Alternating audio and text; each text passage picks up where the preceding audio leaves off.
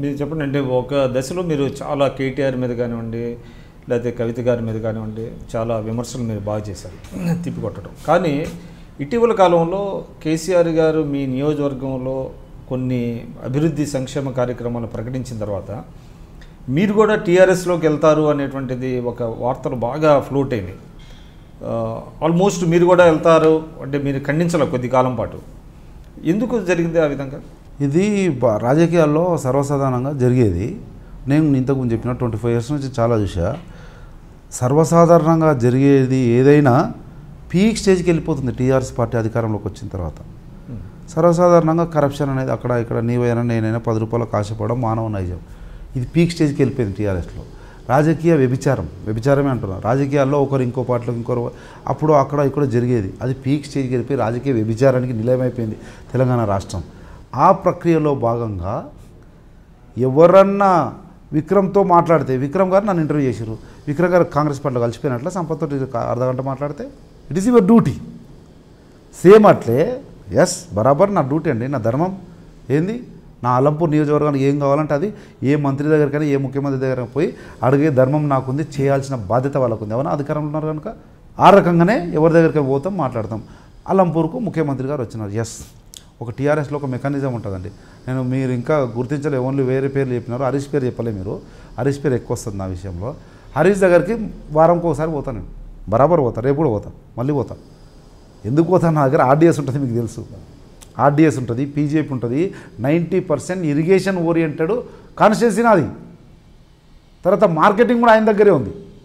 ఈ ఉల్లిగడ్డలు మిరప కొనడము అదంతా ఆ రకంగా. ఈ పని మీద 4 సార్లు పోయినా సరే నా అలంపూర్ నియోజకవర్గ ప్రజలు సుఖంగా సంతోషంగా తాగునీరు సాగునీరు వ్యవసాయం ఎక్కువగా సంతోషంగా ఉండడం కంటే మించింది లేదు. దాని కొరకు ఏటికైనా పోతా. అట్లా హరీష్ రావు దగ్గరికి బాగా పోతా. పొయ్యి రాగానే నెక్స్ట్ డే పేపర్లో వస్తుంది హరీష్ని కలిసిన సంపత్ కుమార్ అనుమానాలతో కాంగ్రెస్ నేత. అరే పోయి కలవగానే నేను చెప్తున్నాను, నేను రేపు మళ్ళీ పోతా, రేపే మళ్ళీ పోతా. సో వాట్, డెఫినెట్గా పోతా, 10 సార్లు పోతా, ప్రతి మంత్రి దగ్గరికి పోతా. నా నియోజకవర్గంకి కావాల్సినటువంటి ఏదైనా అడుగుతా, బతిమలాడతా, మొక్కుతా, దండం పెడతా, నా నియోజకవర్గం ఏం కావాలో తెచ్చుకుంటా. ఒకవేళ వినలే బర్రాబర్ గర్జిస్తా. ఎందుకు న్యాయబద్ధంగా నా నియోజకవర్గానికి రావాల్సినటువంటి నిధులు ఇస్తలేవు, అట్లెట్లా అయ్యేవని గర్జించి ఎదిరించి పోరాడి తెచ్చుకుంటా. కానీ నా అలంపూర్ ప్రజల సంక్షేమం కొరకు, నా అలంపూర్ ప్రజల సంతోషం కొరకు ఏమన్నా చేస్తా, 2 మెట్లు దిగుతా, ఎవరి మీదనైనా పోరాటం చేస్తా. దాంట్లో భాగంగా ముఖ్యమంత్రి వచ్చిండు పుష్కరాలకు. Yes, it is my duty, నా బాధ్యత అండి. గౌరవ ముఖ్యమంత్రి ఈజ్ నాట్ ముఖ్యమంత్రి ఫర్ తెలంగాణ పవర్ టీఆర్ఎస్ కార్యకర్తలు. రాష్ట్ర ముఖ్యమంత్రి, I know the procedures, I'm educated politician. ఈ హెంకి పెంకి రాజకీయాలు చేయడానికి రాలే నేను. ఎవరికైనా కానీ ముఖ్యమంత్రి అయినా, నా ముఖ్యమంత్రి, మన ముఖ్యమంత్రి, గౌరవించాలి. నా నియోజకవర్గానికి వచ్చాను, గౌరవిస్తా, బరాబర్ గౌరవించినా, పోయినా, ఉన్నా, అడిగినా, ఏమేమి కావాలంటే ఇవి కావాలి నియోజకవర్గంలో అవి చేయండి మహాప్రభు అన్న, చేస్తా అన్నాడు. మీరే రికార్డు, మీడియానే ఆన్ రికార్డు. ఇంతవరకు ఏం చేసిండని ఒక్కటి చేయలే. మీరు అంటున్నారు దాని తర్వాత నేను మౌనం వహిస్తున్నాను, దాని తర్వాతనే ఎక్కువ గర్జిస్తున్నా. మొన్న శాసనసభలోనే ఇవన్నీ చెప్పి ముఖ్యమంత్రి ఇచ్చిన హామీలే నెరవేర్చలేదు అంటే ఈ ప్రభుత్వము, ఈ ముఖ్యమంత్రి ఏ రకంగా పోతుంది, ఎటువైపు పోతుందని ప్రశ్నించినా, ఇప్పుడు కూడా గర్జిస్తున్నా, బరాబర్ పోరాడుతున్నా. ఈరోజు ముఖ్యమంత్రి ఇచ్చినటువంటి హామీలకే విలువ లేకుండా, అమలు కాకుండా ఉన్నటువంటి దౌర్భాగ్య పరిస్థితి ఎక్కడైనా ఉందంటే 29 రాష్ట్రాల్లో తెలంగాణ రాష్ట్రంలో నాలుకకి ఏమొస్తే అది చెప్పి. అంటే ఇది ఒక అంటే ప్రతిపక్ష ఎమ్మెల్యే ఉన్న నియోజకవర్గం అంటారా, లేకపోతే అన్ని నియోజకవర్గాలు అదే పరిస్థితి ఉందా? సింపుల్ ఎగ్జాంపుల్ దానికి నిన్నటి పేపర్ చూడండి. Etela Rajender, the senior minister and senior leader in TRS party. ఈటెల రాజేందరే ఏందా, ఏం తమాషాలు అవుతున్నాయి, ఆమె కళ్ళకు కనబడతలు ఏమామేమో. ఓన్లీ కేసీఆర్, కేటీఆర్, హరీష్ రావు కనబడుతున్నారా? మా నియోజకవర్గాలు ఏమైనాయి? ఎందుకు డబుల్ బెడ్రూమ్లు కడతలేరు? తమాషాలు అవుతున్నాయని ఇదే లైవ్ మీరు చూసింటారు, మీడియాలో వచ్చింది, నిన్నటి పేపర్లో కూడా వచ్చింది. నేను అనడం కాదు, ఈటెల రాజేందరే అంటున్నాడు. సేమ్ అట్లా ఈటెల రాజేందరే అట్లా అంటుంటే సంపత్ కుమార్ ఎంత అంటే అది బ్యూరోక్రసీ తప్పంటారా, లేకపోతే వాళ్ళని ఆ విధంగా పనిచేయని లేక? 100% there is no clear vision to this government. నాకున్న పరిమిత రాజకీయ అనుభవంతో చెప్తా ఉన్న విక్రమ్ గారు, మీరు ఎప్పుడైనా చూడండి, everyday you watch and you analyse. ముఖ్యమంత్రి ఈరోజు కూర్చుంటాడు, ఇరిగేషన్ మీద సమీక్ష, డైలీ 1 గంట 2 గంటలు కూర్చుంటారండి ప్రగతి భవన్లో. కాళ్ళు ఊపుతూ మటన్ బిర్యానీ పెడతాడు అందరికీ, చికెన్ కబాబ్ పెడతాడు, రొట్టెలు ఎట్లుంటాయి, చికెన్ ఎట్లుంటాయి. మన ఐ వాజ్ లైవ్ విట్నెస్, నేను కూడా ఉన్నా కనుక విషయం వాస్తవం చెప్తా ఉన్నా. మటన్ బిర్యానీ ఏంది, చికెన్ అంటే ఏంది, నాటుకోడి అంటే ఏంది, అవన్నీ చెప్పుకుంటాను. అంటే అవన్నీ ట్రివియల్ థింగ్స్ కదా, దానికి అంత ఇంపార్టెన్స్ ఇవ్వాలి అంటారా? That's what I'm saying. అనవసరమైన ఇంపార్టెన్స్ ఇవ్వకూడని విషయాలకు ఇచ్చి గంట టైం కొలాబ్ చేసి ఆయన కొంత హాస్పిటాలిటీ ఎక్స్టెండ్ చేస్తున్నప్పుడు ఆయన ఆ విధంగా తప్పడటంలో ఎంతవరకు హేతుబద్ధత ఉంది? 100%.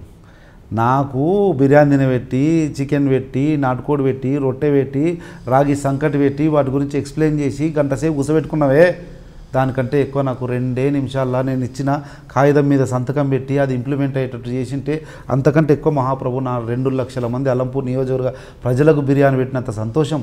ఒకవేళ నేను చెప్పిన పనిగిన చేసింటే, పని చేస్తా అని కాగితాలు తీసుకుంటేవి, అక్కడ పెడితేవి, బిర్యానీ కథ చెప్తేవి, జొన్న రొట్టె ఎందుకు చెప్తేవి, రాగి సంకటి గురించి చెప్తేవి, చరిత్ర చెప్తేవి, కానీ దాని మీద సంతకం చేయకపోతేవి, నా అలంపూర్ ప్రజలు మాత్రం గోడాడబట్టి ఎంత న్యాయం ముఖ్యమంత్రి గారు అని అడుగుతున్నాం. మీరు అంటున్నారుగా ఆయన అలంపూర్ వచ్చిపోయిన తర్వాత తక్కువైందని. తక్కువ కాదు, ఎక్కువైంది, ఇంకా పెంచుతా గర్జిస్తా అని చెప్తున్నా కదా. Congress party has given me enough scope అండి. కాంగ్రెస్ పార్టీ కొరకు ఒకటి, రెండవది నా అలంపూర్ నియోజకవర్గ ప్రజల కొరకు, మూడవది నా జాతి కొరకు. ఏ జాతి నుంచి అయితే వచ్చినా ఆ జాతి, ఆ రిజర్వేషన్ మీద వచ్చిన ఆ జాతి కొరకు. దాని తర్వాత ఈరోజు నా జనం ఇన్ ద సెన్స్ యావత్ తెలంగాణ రాష్ట్రంలో ఉన్న జనగం ఏ రకంగా అయితే అణగదొక్కపడుతున్నారో, ఏ రకంగా మోసపోయినరో, ఎందుకంటే ఇచ్చినటువంటి హామీలు నెరవేర్చక. సమాజం మీరు ఆలోచన చేయండి విక్రమ్ గారు, గుండె మీద చేసుకొని ఎవరైనా కానీ నేను ఛాలెంజ్ చేస్తున్నా ఈరోజు మీ ద్వారా. సమాజంలో ఉన్నటువంటి సెగ్మెంట్స్ ఉంటాయి, ఎస్సీ, ఎస్టీ, బీసీ, మైనార్టీ, ఎవరైనా హ్యాపీగా ఉన్నారండి? మైనార్టీలు టీఆర్ఎస్ పార్టీ ఎన్నికల్లో ఈ హామీలు ఇస్తే లైన్లు కట్టి ఓట్లు వేస్తే అధికారంలోకి వచ్చారు కదా, నాకు ఇది చేసింది అని మైనార్టీ మెచ్యూర్డ్ అవగాహన కలిగిన ఒక్కరిని మైనార్టీని చెప్పమనండి, ఒక ఎస్సీని చెప్పమనండి, ఒక బీసీని చెప్పమనండి. ఏమి ఆశించి ఏ ఆకాంక్షల కొరకు అయితే తెలంగాణ రాష్ట్రం తెచ్చుకొని టీఆర్ఎస్ పార్టీకి ఓట్లు వేసినామో ఆ ఆకాంక్షలు, ఆ ఆలోచనలు, ఆ నమ్మకము నిలుపుకుందా ఈ ప్రభుత్వం? మేనిఫెస్టోలో ఇచ్చింది పూర్తి చేసిందా? ఎక్కడ పోయినా రిజర్వేషన్లు? మాకే 3 ఎకరాలు ఎక్కడ పోయింది? డబుల్ బెడ్రూమ్ ఎక్కడ పోయింది? 12% రిజర్వేషన్ ఎక్కడ పోయింది? గిరిజనులో తాండాలు పంచాయతీలు చేయడం ఎక్కడ పోయింది? For more interviews, for more news and for more public voice, subscribe I dream.